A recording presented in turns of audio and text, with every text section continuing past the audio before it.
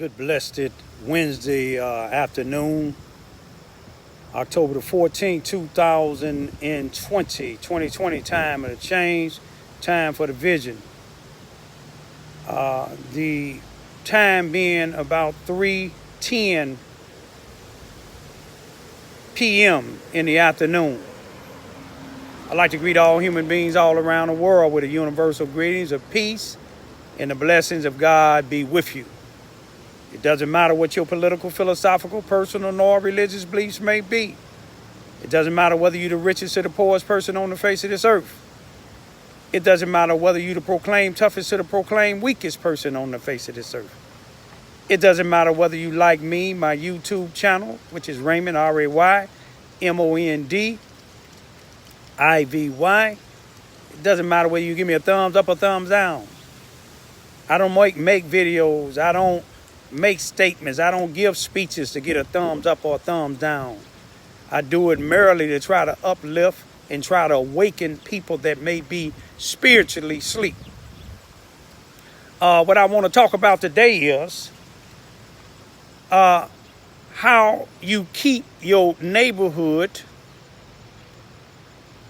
in the areas that you living in not only clean but peaceful. You see, you lead by example. As I told y'all before, I live on a street called Vine, and some of the people is used to calling Vine Street the hood. Me and my daughters and some other people, we don't look at this, excuse me, y'all. We don't look at this as being the hood. We look at it as being Vine Street. Let me give y'all a little tour of Vine Street. Early today, me and my one of my neighbors, about two or three of us, we get together and we clean. You notice it's fall time now. During the fall, you know what people do. People gather up their leaves. Some people be asking me and my neighbor, why do we gather up the leaves when the trees still is mostly green? But if you use common sense and you deal with the leaves scientifically, if you leave, the more leaves you leave down when the wind blow, they'll stick together, whether it's wet or not. And when they stick together, they not going to blow away. They going to pile up. So what I do and my neighbor do before the city come to clean up in with the street cleaner, we just take them and put them in burn piles in the back of our yards. But that's what you normally do in the fall time. And when you want to keep your area clean and peaceful, you have to lead by example. You got to remember, everybody ain't gonna be peaceful. If they was, we wouldn't have wars against other countries, and we wouldn't have blacks killing blacks, because blacks killing blacks is some type of war going on. You see what I'm saying? A war that can be stopped if somebody, like Martin Luther King said, somebody has to have some sense in this world.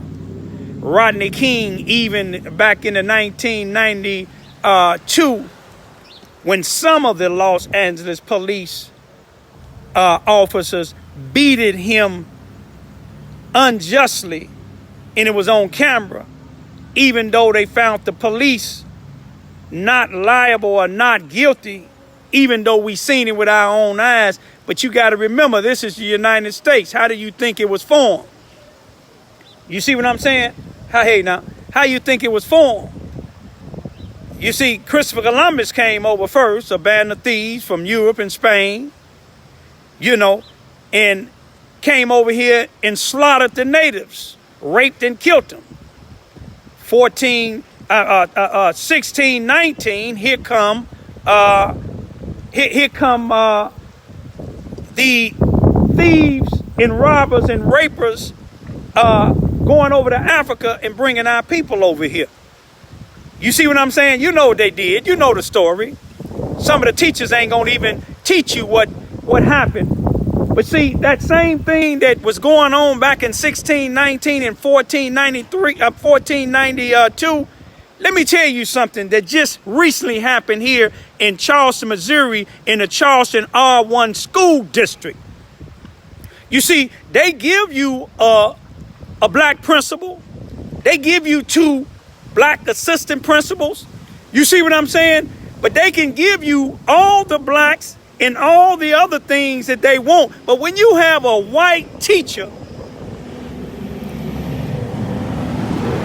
let me let this 18-wheeler go past. I thought it was the Indianapolis 500 with 18-wheelers coming down Vine Street, you know, which is about 20 miles an hour. But let me tell you this here. This is October of 2020. You have a white teacher in the Charleston R1 school district. See, the newspapers ain't gonna tell you about it. You follow what I'm saying? The police department ain't gonna investigate it. The sheriff department ain't gonna investigate it. The justice department ain't gonna investigate it because it ain't gonna get to the justice department. But when it get to me, I'm fearless. I only fear God. I don't fear man. A white teacher told a mixed child who have a white mother and a black daddy. Now, this is Charleston R1 school district, y'all. This October 2020, y'all. It ain't 1619. Listen to this. This ain't the first time. And it won't be the last. This white teacher told a mixed child whose mother was white and daddy is black. Now you doing slavery. Listen to this.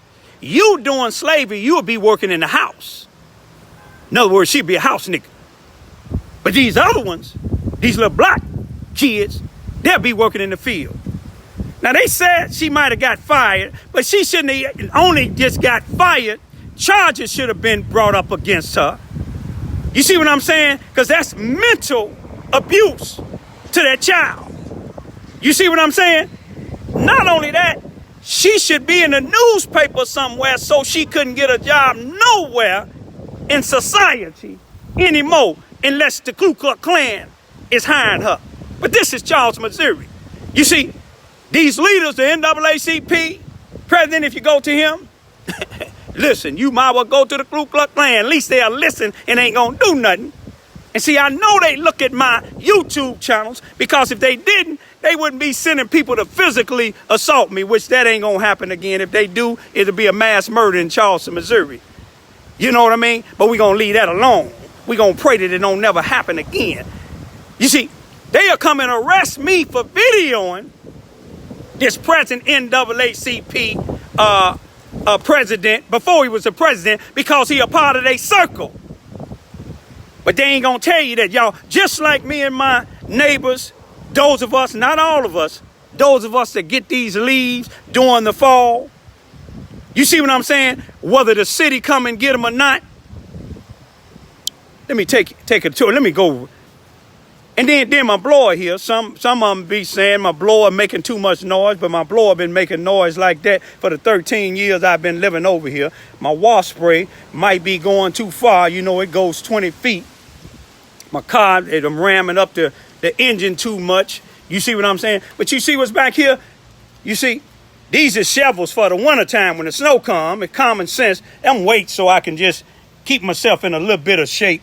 You see what I'm saying? But see, that's what I'm finna do. We finna, got my rake, use one shovel to get my leaves and gather them up back here to the backyard, to the barn pile. See, if the city don't come get them and we complain about it, me and some of my neighbors, we keep our block clean. Some people don't like the fact that I video. You see what I'm saying? I video my block. When I say my block, because I live on it. You see what I'm saying? It ain't mine by myself, but it's me and my neighbors, and we proud of it. We proud of it. But that's how you gonna get respect. You see, whether you be attacked or not, Martin Luther King even said, some of us, because see, he knew it was gonna be sellouts. He was being gentle, but Malcolm X called it like a spade. Field niggas in the house Negroes. You see what I'm saying? But Martin Luther King said some of us gonna lose our lives. We gonna lose our job and our freedom. I done lost 2 of them. I ain't lost my life yet. I pray to God I don't lose it, but Everybody got to die one day. I'd rather die one day fighting to bring peace and harmony back within our communities. I want to see peace and harmony among all human beings, but it's an attack on blacks. Just yesterday, a little bit after midnight yesterday, 35-year-old black female, 8 months pregnant, with 2 kids that was grade school children. She was a probation officer, they said. I don't care if she violated you 100 or 1,000 times. Somebody came and shot her in the back twice. She died, but they was able to save the baby. They said they questioning somebody right now about it. But let me just say this here, y'all. Remember what I just told you what just happened in the Charleston R1 school district? That ain't the first time it happened. Anybody used to live here in Charleston, Missouri that didn't come back, y'all got real good sense. And I'm not saying the ones that still here that don't have good sense. But if you're going to stay here, it is better to take that Lincoln school where they done tore down everything when blacks was forced to go to that school. It's best to try to build that school back up. They don't want you in the schools. You see what I'm saying? They don't want to teach the black children. When you excel too fast, they want to put you on medication. They tell you something mentally wrong with your child, but the work is too easy. But you got too many sellout blacks that they put in positions that ain't gonna speak up about it, y'all.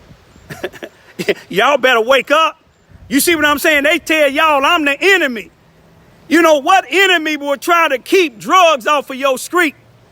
What enemies would try to keep gang banging and shooting and killing on your streets? What criminal or what person that's for evil will get on social internet risking their lives to be shot and killed because they talking about black on black crime, because they talking up against these sellout NAACP leaders? If the shoe fit, wear it. Now, don't get me wrong, all police are not bad. I know one particular sheriff deputy and one particular police that's on the police department here in Charles, Missouri, Mississippi County. I believe they care about black folks. I believe they care about everybody because their actions show. God said you can tell by the fruit they bear. Sometimes you have to keep good people in an evil position like I was at Black Gold Farms. They elevated me to supervisor because they thought I was going to be one of them house Negroes like the one that they had in there that had been there for years. He even told the police he was going to shoot and kill me. And the police said, go ahead, don't tell us about it. We ain't going to care about it because I was suing them. Suing the people for having KKK on the trash can and calling blacks nigger. But let me tell you what happened to him. They fired him. They gave me a raise and tried to compromise with me, but I still sued them. You see what I'm saying? And told them, you can't pay me off. I want to make an example out of you. You see, at the time, they didn't have a discrimination insurance. Most racist people don't because they don't think blacks gonna stand up against them. But they didn't know God sent a Negro from Chicago, Illinois, off the near north side, Cabrini Green, been to the penitentiary 4 times, ain't never told on nobody to come down here in Charleston, Missouri and tell these people, every black man ain't scared of you. Raymond Lewis Ivory ain't scared of dust. Peace be still.